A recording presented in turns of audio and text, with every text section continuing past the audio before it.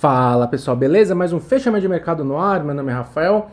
Bom, Ibovespa subindo 1,16, né? Fechando aí praticamente na máxima do dia, fechou no 113,028, né? A máxima foi o 0,40. E um dia, apesar do volume abaixo da média, foi um dia bom, né? Recuperação do setor das blue chips, bancos, né? A gente teve uma bela puxada de Vale no final do dia, né? Fechando aí acima da faixa ali, né? Dos 94,80, né? Fechando em 95,30. E a gente teve uma correção, né? Uma queda da curva de juros, fechamento da curva, por conta do IPCA 15, que, né, olhando no primeiro cenário, veio acima do esperado, né? Veio 0,55, o mercado está esperando 0,52.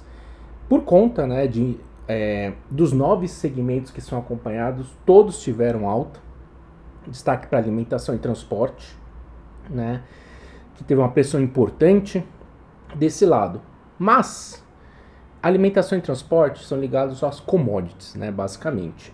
E eles entram no meio do caminho ali, entram na parte de itens voláteis, né? Então, quando você retira esses itens voláteis, que a gente chama de núcleo de inflação, a gente conseguiu observar, assim, do lado de serviços, do lado industrial, que esses preços, né, a inflação desse lado, esse núcleo de inflação industrial e de serviços, seguiu desacelerando dos picos lá de outubro e novembro. Tá? Então, outubro, novembro, dezembro vinha desacelerando, janeiro mostrou mais uma desaceleração, né? E isso é um resultado positivo, querendo ou não. Né? Se você tem os itens voláteis que apresentam inflação, mas que podem tanto ir para cima quanto ir para baixo, e os dados que realmente, vamos assim dizer assim, são, não é que representam melhor a economia, obviamente alimento e transporte é algo importante, mas que são menos voláteis e são mais previsíveis, essa é a palavra, isso é bom, né? Isso traz um pico de inflação, porque se os itens voláteis se estabilizarem, né? O preço do petróleo ficar estável, commodities ficar estável, e o resto da inflação, que é a inflação de serviço e indústria, tiver em queda, isso vai gerar menor inflação, tá? Isso é expectativa, boa expectativa para a curva de juros, afinal de contas, né, uma menor inflação, você deixa o Banco Central mais tranquilo com relação ao corte de juros, né? Um comentário aqui achei bem legal do Banco Original, bem legal mesmo, né?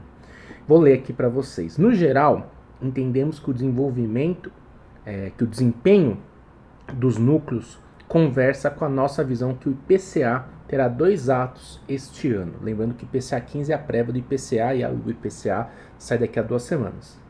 No primeiro semestre, o índice arrefecendo, né, chegando a 3,4% em junho, mas a partir do segundo semestre apresentando uma recomposição de altas atreladas aos atos federais, né, que são os reajustes de combustíveis, né, a parte lá que foi apresentada no plano do novo governo de reposição das receitas, né, das desonerações.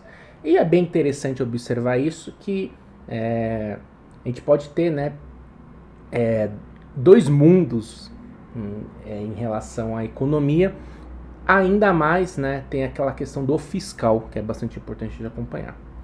Então, né, diante dessa percepção, curva de juros deu uma bela queda em todas as pontas, né, em especial a parte mais longa, deu uma puxada, e isso favoreceu, sem dúvida nenhuma, né, as empresas do setor doméstico, né, consumo, varejo, né, em especial, subindo bem. Então, vamos começar falando aqui do Ibovespa, e aí depois a gente entra, né, nos setores. Ibovespa, como eu disse, fechando aí nos 113 mil pontos, é uma resistência muito importante. O que a gente precisa entender, você vai corrigir meio que de lado aqui, né, que tem os 111.300, vamos ver se vai ser corrigir aqui do lado. Se ficar aqui corrigindo de lado e romper o 113.114, tendência de alta de curtíssimo prazo confirmado, espaço para voltar para o 118. Perder 111.300, suporte principal na faixa dos 110, 109, E aqui é a principal referência de suporte. Se perder esse patamar, aí sim a gente acelera uma queda com alvo nos 105 mil pontos. Tá? Então, o mercado tem esses pontos. O viés de alta de curtíssimo prazo garante essa expectativa positiva. Tá? Destaque, né, que eu falei, no final do dia é a puxada de vale.